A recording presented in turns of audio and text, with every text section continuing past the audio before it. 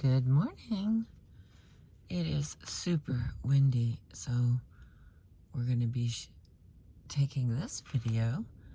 I've got the moon in a little speck up on the right side, but it's still beautiful. It's just so windy that I can't have the window down. All right, chapter 31. You ever heard of Etta James? That's the question I'd ask over the phone. I would disguise my voice and call club owners up and down the California coast. Didn't want them to know I was trying to book myself. Didn't want them to know I was desperate. This was a dark period. I painted the fort black. Black walls in the bedrooms, black walls in the den, black bathroom. Lupe and I had a falling out over money. When I was flat broke, I ran up to San Francisco to find friends who would loan me something. Lupe knew I was about to hit him up, so he split town and hid. First, I was pissed, but when I came to my senses, I could hardly blame him. He knew I'd probably blow it on coke. He was tired of my bullshit, tired of wiring me bread every week in the Western Union. I'd be down there looking for these money orders, bumping into old friends like Mary Wells and Bobby Womack, colleagues in the same funky shape as me, singers barely surviving the soul wars. San Francisco was my only salvation. My strongest fans are there. Many of them gay men and lesbians. I'm not sure how that happened. I like to think they're responding to my honest emotions. They know what bigotry's about. They understand hard times and heartache. Excuse me. They like it when someone lays it on the line. I'm an outsider, and so are they. I don't give a good goddamn about polite society and what people think. I try not to judge. I believe in leaving people alone.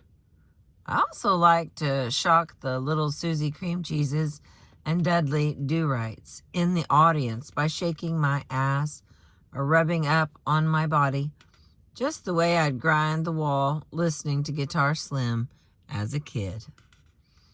That happened when Dorothy took me to San Francisco. As a teenager, San Francisco was the scene of my rebellion against the world. And in the early 80s, some 30 years later, I was still rebelling against what? Behaving, doing right, doing what was expected of me. After all this time, I still had my mother's willfulness, this don't fuck with me streak of cast iron stubbornness.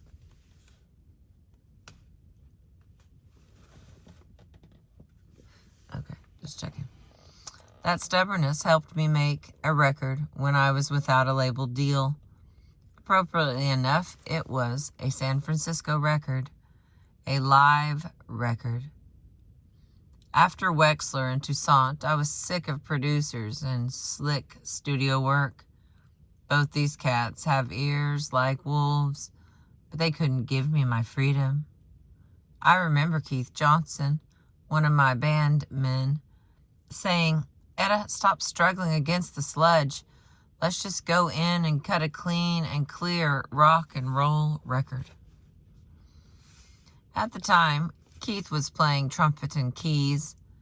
Brian Ray, the badass guitarist who looked like a surfer, was the leader. This was one hot band, and it wasn't like the studio, where the preparations were mighty and the producers merciless. Man, my band was on the spot. They just let it rip. For a time, the boys called themselves the Blind Girls. That was a funny reference to my song, I'd Rather Go Blind. And extra funny because they were straight up guys. Extra funny because they were straight guys playing gay clubs. During this down and out period, gay clubs kept me alive. Gay gals in Seattle, gay guys in San Francisco, gay people all over. Gays digging the fact that I'm usually in one kind of rage or another. Like a friend says, I'm always on the borderline between a breakdown and a breakthrough.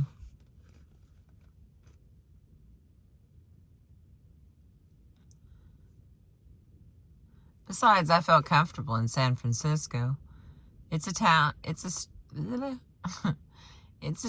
of street people and weirdos.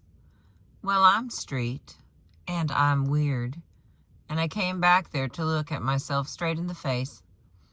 In the early 80s, you'd hear me at the Stud, a gay bar south of Market, across from Hamburger Mary's. Or I'd be at the Vice, V-I-S, on the edge of the Fillmore, an all-the-way black club, where one might say, or one night they said Bob Dylan was pulling up in a limo. Cool, I said. I like Bob, but you better put his name at the door because black folks don't know who Bob Dylan is. We played the Great American Music Hall on O'Farrell and the boarding house, which is where I recorded this live set. There were 2 boarding houses. The first was on Bush, and the second, where we recorded, on Columbus. It was run by David Allen, one of the first people to book Barbra Streisand, Lenny Bruce, and Lily Tomlin. The place had a magical aura about it. There were marble pillars outside and a balcony inside. It reminded me of where Abe Lincoln was sitting when he was shot. It was perfect. I was broke as a church mouse, yet dead set on capturing my live show. My career might have been hurting, but my voice wasn't. My voice was stronger than ever. Lupe de Leon borrowed $2,500 from his lawyer girlfriend, Joanne Kingston, to pay the sound truck. A fan from Chicago named Don Kahn gave us money to mix it, and Dick LaPalme let us use village recorders. Talk about a shoestring operation. We had a half day of rehearsal at a place called the Fortress, with heavy metal bands bombarding us from adjoining rooms, but nothing could get in our way. I wanted to do this album raw. No overdubs, no tricks. Me and my blind girls were ready to break out our guns and start blasting. I sang some of the Deep in the Night material, Sugar on the Floor, Take It to the Limit, some of the old stuff, Tell Mama, Blind Girl, a medley for Otis, and Born Blue, a lost song I consider myself lucky to find. A tune by Swamp Dogg, who I figured was some white boy from Louisiana, but turned out to be a black cat living in Canoga Park. Born Blue summed up my feeling. A little depressed, a lot angry, and ready to shout about it. The set was smoking, and finally, after 14 years of collecting dust, Private Music has put it out as Etta James live from San Francisco. During this era, in the early 80s, it was at the Stud Bar in San Francisco when I also realized my rebellion had met its match. I ran up on the devil. The Stud Bar was a gay dive so small I had to dress across the street at Hamburger Mary's. In the bathroom at the Stud, the urinals had mirrors for comparison shopping. I was on stage and full of blow. Blow fires me up and wires me out, but blow never made me hallucinate. My friends Michael and Patrick were there. They had loaned me money when I was so down and out, and saw what I saw. Everyone saw him. He was a spirit-possessed demon man. If he wasn't Satan himself, he was damn sure one of his disciples. He was 6'10" and 300 pounds of pure man, with a huge head, huge fists, huge legs that went down to these balloon pants like tree trunks.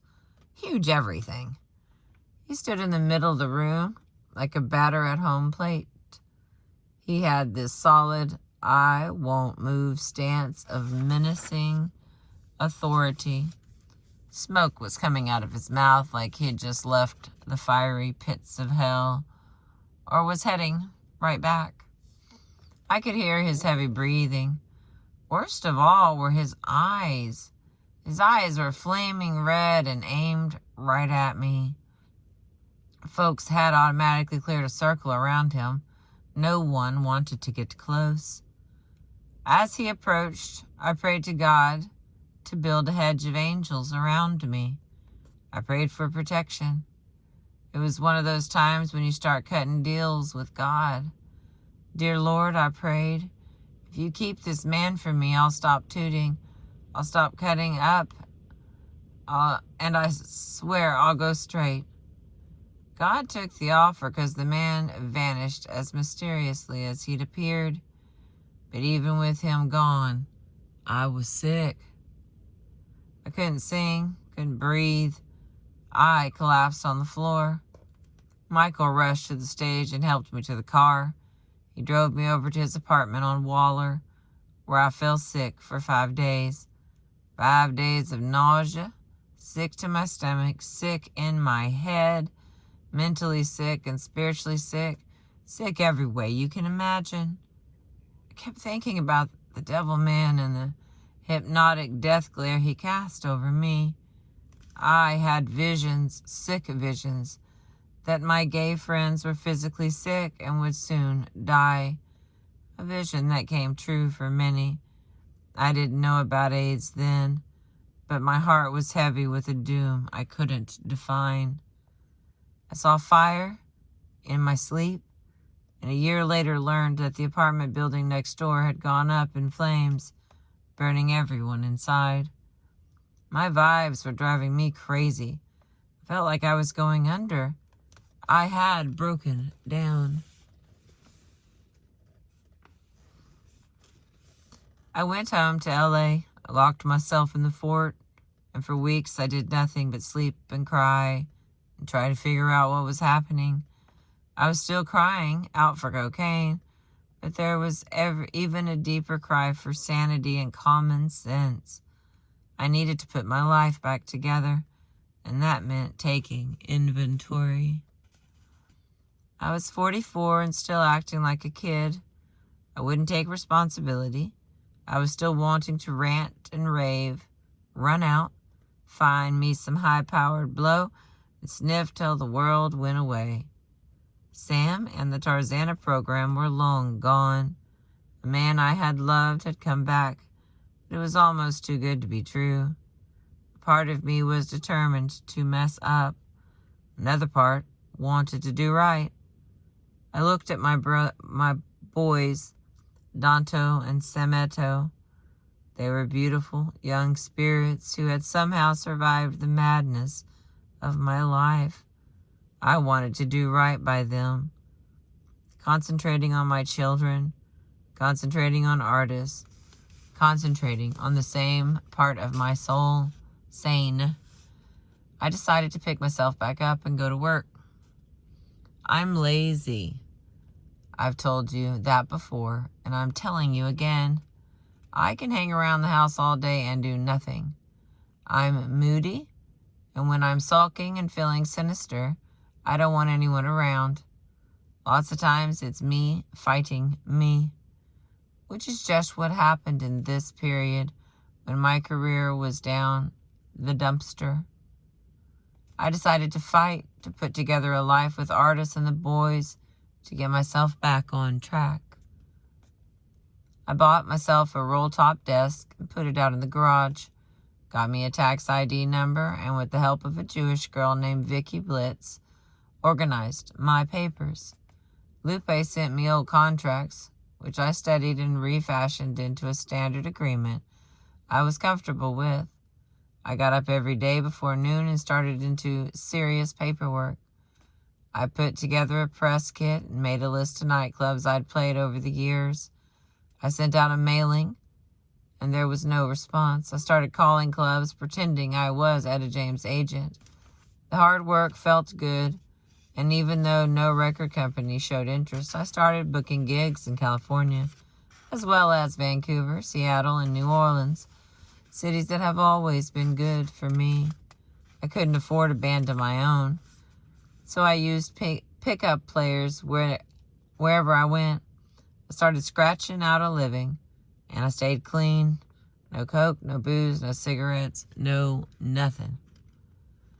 Then something happened in LA that helped keep me positive. My friend Esther Phillips, the same little Esther who Johnny Otis had discovered, hipped me to Ron Berenstein, owner of the Vine Street Bar and Grill. Esther had come to see me at the Parisian Room, a jazz club up at La Brea, where she told me she was in love with Lattimore, the soul singer. Esther sure did carry a torch for that man.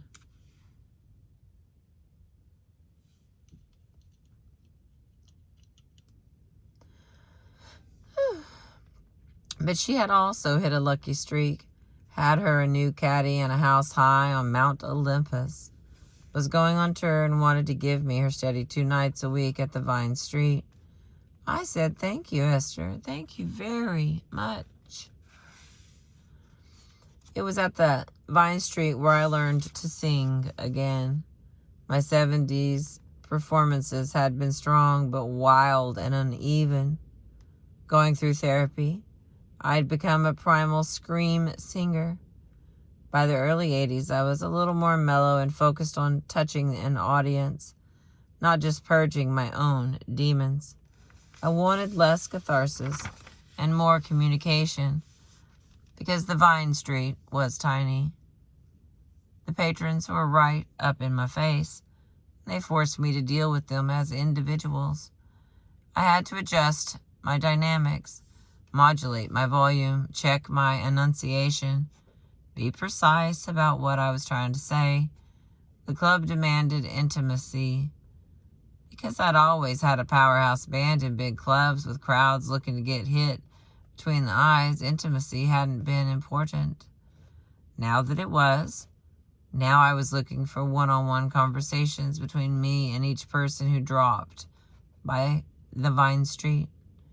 So I dropped the horns and sang with only keyboard, rhythm, and guitar. Andre Fisher, who came out of Rufus, and would... Wait a minute. Yeah. Andre Fisher, who came out of Rufus, would wind up marrying Natalie Cole, who was on drums. The date was a thrill. I felt more like the jazz singer my mother always wanted me to become. I trotted out these old goodies from the early 60s. At last, trust in me, fool that I am, and Sunday kind of love. And reinterpreted them in a way that seemed right. As a performer, I was a calmer, cooler. I was singing something very personal and close. I was feeling vulnerable. I wanted to go deep. And I was getting a reputation in Hollywood, not as the soul-screaming Earth Mama Etta James, but as someone who might be able to thrill a small room of jazz devotees the way, say, Billie Holiday thrilled her fans on 52nd Street in the 40s. I was thrilled when I looked out in the audience and saw Elizabeth Taylor smiling and swaying her head to my songs. She stayed for both sets and said to me afterward, "Etta, you're the real thing." She kept coming back, and I kept focusing on that warm, close-knit feeling of singing, sharing secrets of the soul.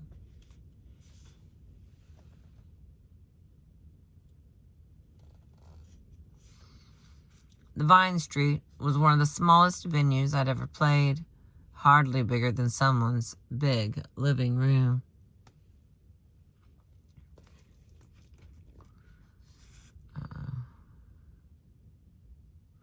From there, I went to the biggest venue I'd ever played, a world audience of hundreds of millions. It happens through a combination of design, determination, and blessed luck.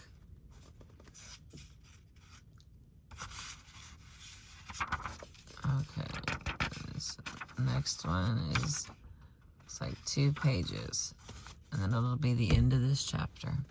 Stay with me, babies. It began in winter at the Los Angeles Rams football games when owner Georgia Frontier had me singing the national anthem. After all those months at the Vine Street, singing low and sultry for the wine and cheese set, I was ready to belt it out for the beer and pretzel crew. My voice carried strong in the stadium, and I got a kick out of raising the patriotic spirit of a crowd that big. So when I saw that LA was hosting the 1984 Summer Olympics, I got an idea.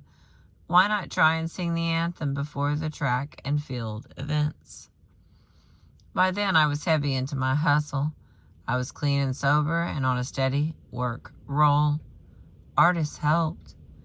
He was a great house husband, secure enough in his manhood to actually enjoy doing laundry. He loved yard work, did a beautiful job of holding down the fort while watching my back. Unlike any of my other men, he didn't dig nightclubs or concert halls, didn't care about rubbing elbows with the famous or the near famous. During the first year we were back together, he'd drive me to gigs in our mobile home. Me and the band would be in the back. It was so hot and sweaty and claustrophobic, I called it the penalty box. Man, it was prison. When business finally picked up, I upgraded our transportation and Artis stayed home, where he's been ever since. At home, he'd motivate me to keep writing my letters and chasing after gigs. He'd help with the paperwork. And when I came up with this idea about the Olympics, he was all smiles. Strap, he told me. It's a long shot, but why not? Go ahead and write. I wrote Mayor Tom Bradley, the same Tom Bradley who'd been a foot cop on the Central Avenue beat of my LA childhood. I simply said I'd like to sing at the Olympics. A month or so later, I got back a nice reply saying he wasn't in charge of entertainment. So I forgot about it until June when I got a call from David Wolper's office.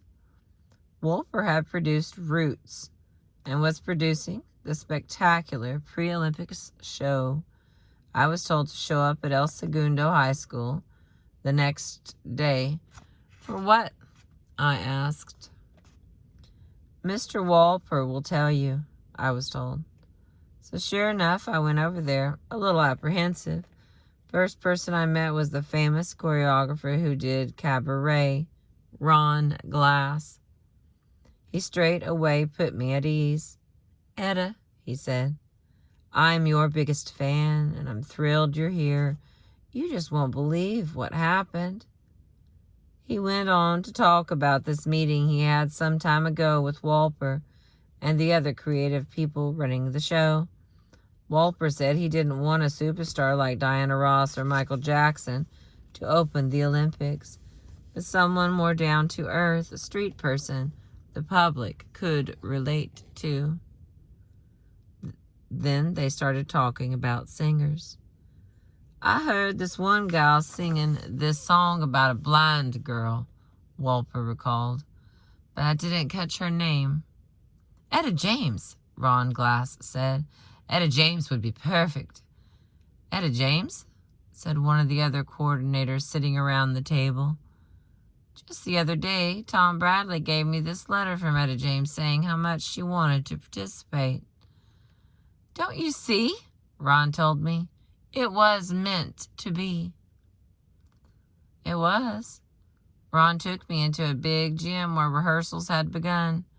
Cheerleaders were tumbling, bands marching, trumpets blasting. He showed me this incredible mural, a huge, larger-than-life painting that went on and on, illustrating the layout of the whole show. There were the Pilgrims, the Pioneer Days, the Covered Wagons, the Robert E. Lee, the whole history of the country, and there was the stained glass church and all the parishioners, and this great big woman standing out front in a choir robe. She must have been 18 feet high. "That's you," Ron said excitedly. "That's Etta James." So it happened. The jetpack man came roaring into the Coliseum, and Etta James, decked out in a flowing fire engine red choir robe, sang "When the Saints Go Marching In." Well, I wanted to be in that number, and I was. I was excited to be featured in a ceremony that had the biggest audience of any event in the history of events. I had a blast, and thank God for the opportunity to shine. The Olympics were like an energy surge recharging my career. I was proud of myself for staying clean and getting the gig. I had new faith in my ability to reach a larger audience. I saw that staying sober and sticking with a soulmate like artists could make a positive difference. My life was getting better. Unfortunately, at the same time, the life of a friend of mine was ending. I heard about it afterwards, and it touched my heart. Esther Phillips was hurting bad. Aside from her good friend Ron Berenstein, Esther never found anyone to care for her. Like me, she'd been addicted to everything in the drugstore, not to mention bad men. She loved strong heroin and straight gin, and had enough romantic heartache to last 12 lifetimes. Not long before she entered the hospital, she told me she had liver problems. Her luck had run out. Esther was dying. I identified with Esther to the bone. We came up the same way, suffered some of the same blows, made many of the same costly mistakes. Why was she the one checking out and not me? Not long after she died, one of the nurses told me that Esther spent her last days watching television. She was in terrible pain, and TV was her only distraction. Well, right there on her deathbed, the Olympics came on. Her eyes were half closed, her head slumped back on the pillow, when suddenly she sat up straight. "That's my friend," she said, pointing to me in the choir robe. She was all proud and happy.